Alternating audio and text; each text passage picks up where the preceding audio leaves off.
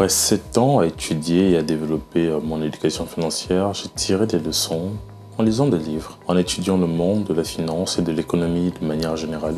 Mais surtout, l'essentiel de ce que je sais aujourd'hui, je l'ai acquis en faisant des erreurs, et même beaucoup d'erreurs, donc je viens pas là en donneur de leçons. Dans cette vidéo, je vais partager avec toi 7 conseils que je donnerais à moi d'il y a 5 ans et à toute personne dans la vingtaine et la trentaine qui voudrait changer les choses.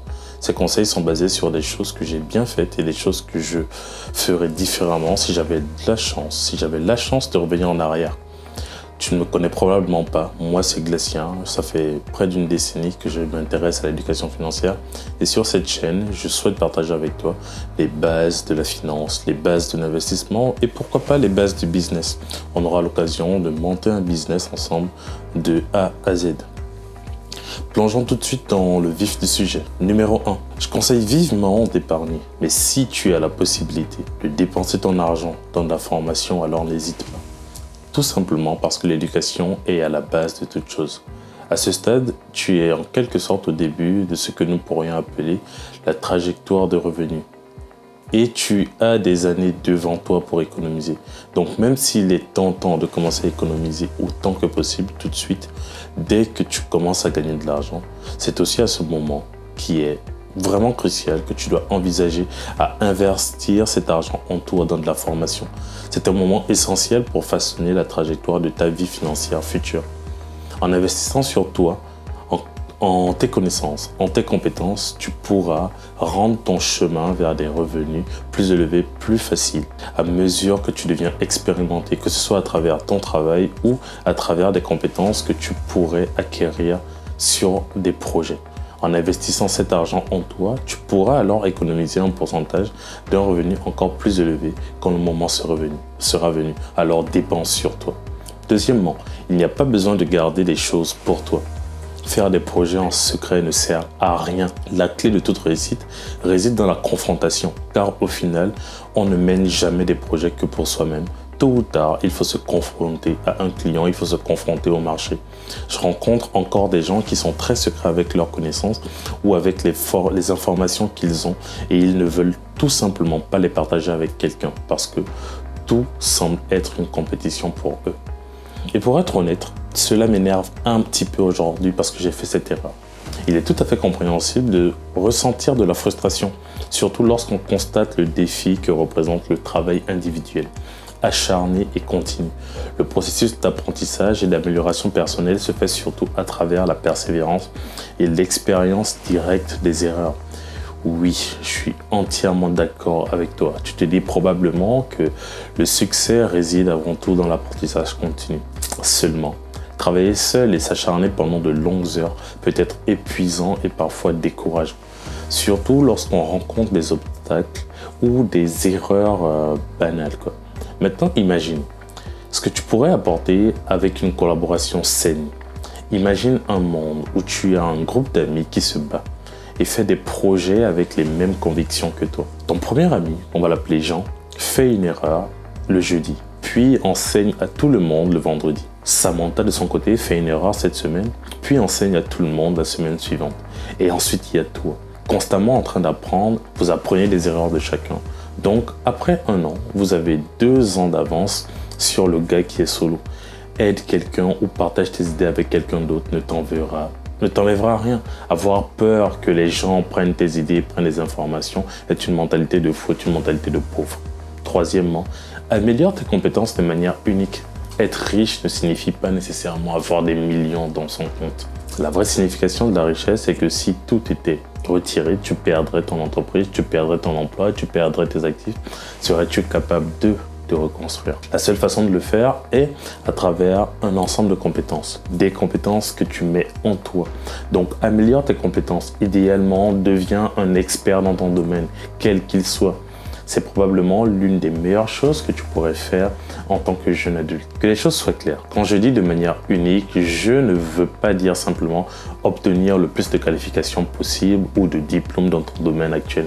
Je veux aussi dire mélanger de manière créative tes compétences existantes avec de nouvelles qui sont dans des domaines complètement différents. Créer la singularité.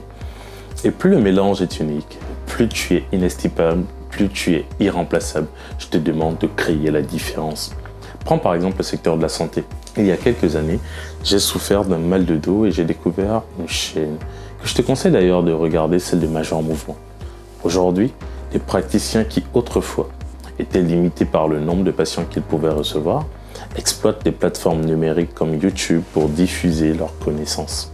Et en faisant cela, ils augmentent massivement le nombre de personnes qu'ils peuvent atteindre. Ce que tu veux, c'est de trouver des compétences qui sont complexes, donc difficiles pour les autres à reproduire rapidement, et qui ajoutent aussi de la valeur ou résolvent un problème réel. Et une fois que tu as ces deux-là, tu vas pouvoir y mettre ta personnalité. Et la raison pour laquelle je te dis de mélanger ces trois-là, c'est parce que nous dirigeons vers un futur où l'IA va probablement prendre le dessus sur beaucoup de choses, de la création de contenu à l'analyse de données. Il faudrait d'ailleurs que je t'en fasse une vidéo complète sur comment capitaliser là-dessus. Donc, l'apport de votre personnalité devient plus précieuse qu'il ne l'a jamais été. L'IA peut recueillir des informations, elle peut présenter des informations, mais elle ne peut pas produire pleinement l'intelligence émotionnelle ou les perspectives uniques spécifiques à l'homme. Donc, en d'autres termes, le toi dans ce que tu fais est toujours irremplaçable. Et il ne tient qu'à toi de faire de tes compétences quelque chose d'unique, de créer de la singularité. Quatrièmement, j'aimerais que tu puisses transformer tes revenus actifs en revenus passifs. C'est une chose que j'ai adoptée assez tard, mais qui est révolutionnaire pour les finances de tout un chacun, de monsieur tout le monde. On commence tous notre carrière en travaillant de 9 à 17h, 18h. Des emplois qui n'offrent souvent pas une grande liberté et il y a cette option d'échanger le temps contre de l'argent qui dérange profondément, mais le débat n'est pas là. Je suis prêt à parier qu'environ 90% des personnes qui regarderont cette vidéo aujourd'hui ou même dans 10 ans, d'accord, sont dans cette catégorie. L'une des choses que je recommande vivement est de repenser cette équation de l'argent. L'objectif ultime est de tirer parti de vos compétences existantes, de votre connaissance existante, de votre travail de jour pour générer des sources de revenus passifs. Donc, un exemple serait de rédiger par exemple un livre sur comment faire ton travail. Tu réaliseras que tu as beaucoup à apporter au monde. Et je pense qu'il y a tellement de domaines dans lesquels vous pouvez faire cela. Et ce serait dommage de passer à côté. D'accord. J'ai rédigé des livres sur le trading, sur de la finance, sur de l'épargne qui paraîtront certainement un jour. Ou encore cette chaîne YouTube où je distribue librement des connaissances et des compétences que j'ai acquis au fil du temps, que ce soit sur de la finance, sur de l'économie, sur du développement personnel, peut-être sur ma carrière professionnelle, mais surtout sur de l'entrepreneuriat et de la création de l'entreprise. Ça permet en fait de partager mes connaissances à d'autres personnes. Mais c'est un peu ce que je compte faire ici sur cette chaîne YouTube. C'est toute la connaissance que j'ai acquise grâce à mes qualifications, grâce à mon expérience dans la gestion de mes finances et puis dans la création d'entreprises que je souhaite partager avec toi. Donc, créer la différence. Numéro 6 ou numéro 5, je ne sais plus. Ouvre un compte d'investissement. Il y a des chances qu'en tant que jeune adulte, vous n'ayez pas beaucoup d'argent à mettre sur les marchés financiers. Au lieu de cela, c'est pour comprendre le processus d'investissement de ton argent. Il est important que tu prennes de l'argent, de temps en temps que tu prennes le risque de le déposer sur le marché de la bourse, le marché de l'immobilier, peu importe. Mais que tu aies la possibilité d'apprendre de ces erreurs. Parce que ce n'est pas lorsque tu auras 20 000, 10 000 euros que tu devras les mettre à risque sur un compte. Ce serait dommage. Commence avec des petits 100 euros, 200 euros. Ça te permettra d'enlever le blocage mental et émotionnel que tu as sur le principe de l'investissement. Tu n'as pas besoin de gagner beaucoup d'argent pour investir, pour t'y intéresser. Car ce n'est pas au moment où tu pourras investir des sommes massives qu'il faudra faire des erreurs parce que, crois-moi, que le coût émotionnel est fort. Dernier point qui est d'investir dans des fonds indiciels. C'est-à-dire, je te parle là de S&P 500, de Nasdaq et j'en passe. Cela te permettra tout simplement d'augmenter tes revenus sur le long terme. En achetant des indices, vous achetez essentiellement une petite partie d'un grand nombre d'entreprises en une seule fois. Donc, par exemple, si vous investissez dans le fonds S&P 500 alors que vous investissez dans les 500 meilleures entreprises des États-Unis, si vous investissez dans le FTSE 100, ce sont les 100 meilleures entreprises des Royaumes-Unis. À défaut d'investir sur une entreprise isolée.